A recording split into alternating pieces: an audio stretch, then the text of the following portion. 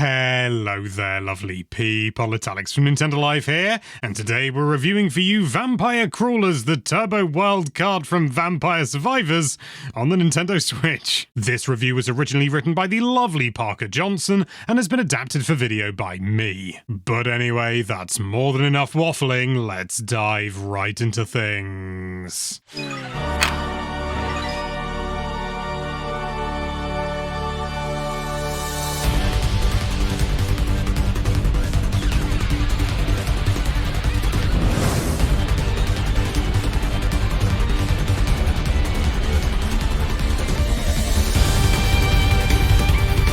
Sometimes a game is so good it creates its own genre. Whether you call it a Survivors-like Bullet Heaven or something else entirely, Vampire Survivors pretty much invented an entire roguelite subgenre. So when your game creates a whole new genre, where do you go next?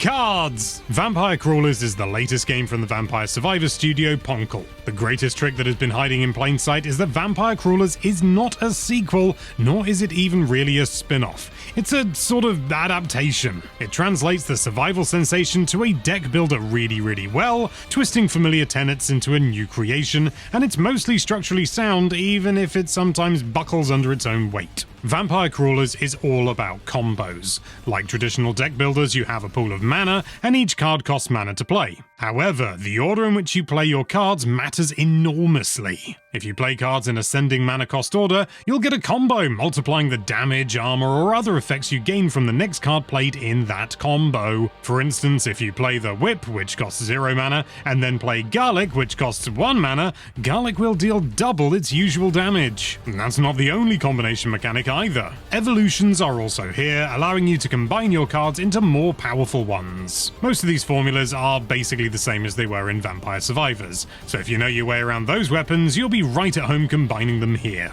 Our go-to very quickly became No Future, an explosive bouncing device created by combining the Rune Tracer and armor. It's not only rather powerful and scales really well with the duplication ring, but it's also possibly the sole reason for the photosensitivity warning that displays when you launch the game. If there's anything to complain about regarding combat, it's that it's a little bit hard to strategize at times. New cards are gained by leveling up, much like how you would receive weapons and equipment in Survivors. However, when you level up, there's no way to look at your deck to see which mana cost card you could use more cards of to boost your combo or create possible evolutions. You do gain more control over these level ups as you buy more upgrades in the game, such as the ability to skip rewards or banish certain cards from the reward possibilities, but it would undeniably be nice to be able to lay plans out a little bit more carefully and with more knowledge. Certain user interface elements can be a little tough to manage in fights as well. It borrows the very helpful intention system, allowing you to see how much damage and shield the enemies will be looking to use. However, it's hard to tell how close the enemies are to death. If you hover over a card, you get to see a preview of how much damage it will do to an enemy, and those numbers will be red if it's going to take one out. But because of not having max health numbers, it's hard to know whether your turn would be better spent being more aggressive to take out enemies or building up armor. Although in truth, very much like Vampire Survivors, once you get a powerful enough build, you don't even really need to think about the numbers, you just kill everything. Where Vampire Crawlers really lets its combat sing is in its lack of limitations. There are cards that not only allow you to increase your mana, but also draw additional cards as well, and this is the easiest deck builder we've played to essentially create an endless turn. Whilst there are some mechanics built in to curb these infinites, you can continue pushing your luck and keeping the numbers going up forever if that's your cup of tea. But the rub of it is that there's no limit on how many cards you can have in your hand at once, or indeed your mana pool. The only truly limiting thing is getting the right cards to make your build work. And it wouldn't be a game in the Vampire Survivors series without an absolute boatload of unlocks. You know, new cards, characters, other gameplay modifiers, they're all unlocked as you play,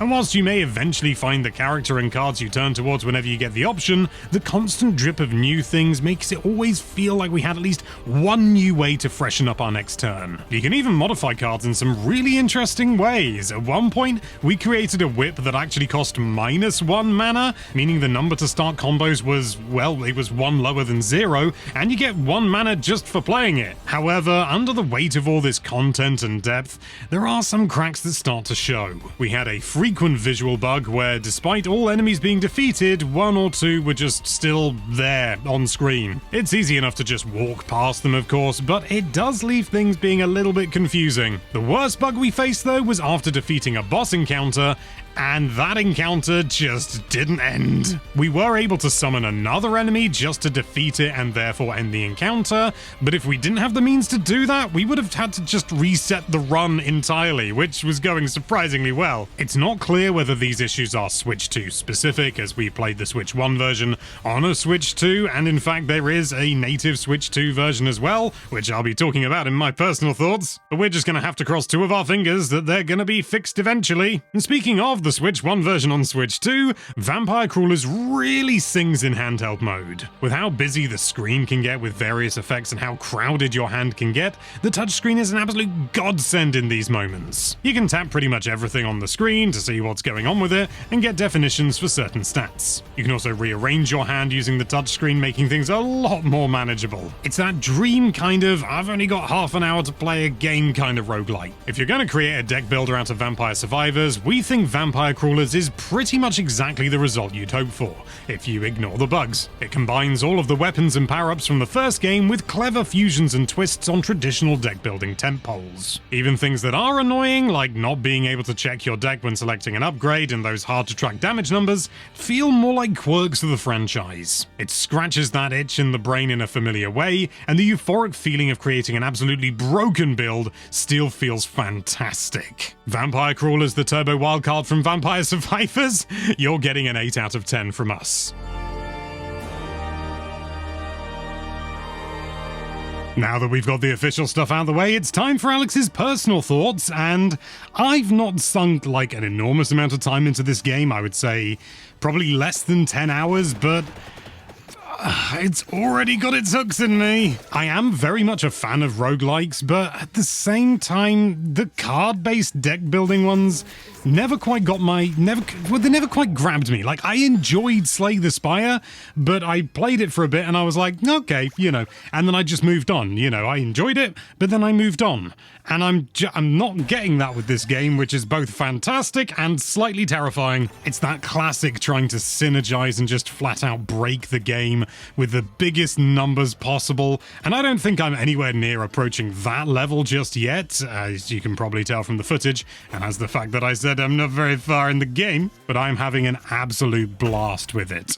I've played the Switch 2 version as well, and to be brutally honest with you, there really isn't any meaningful difference between the two. The Switch 2 edition does have mouse controls, but to be brutally honest, this isn't a game that really demands or even really benefits from them all that much. I know Parker was a big fan of the touchscreen controls, but to be brutally honest, I didn't really get any benefit from them. That's just a personal thing by me, though. If you like mouse controls and you think this is the game to have them, then get the Switch 2 version, I suppose, although if you get the Switch 1 version, it is a free upgrade to the Switch 2 version, but it is also a separate download. Like, it doesn't just upgrade your version, it's just a completely separate download that is completely free, and this got me worried that save data wouldn't transfer between them, but I loaded up the Switch 2 version and it was like, hey, you've got some Switch 1 save data, do you want to transfer it over? So that was a massive weight off my mind. But as far as performance and resolution go, I really cannot tell a difference between the two.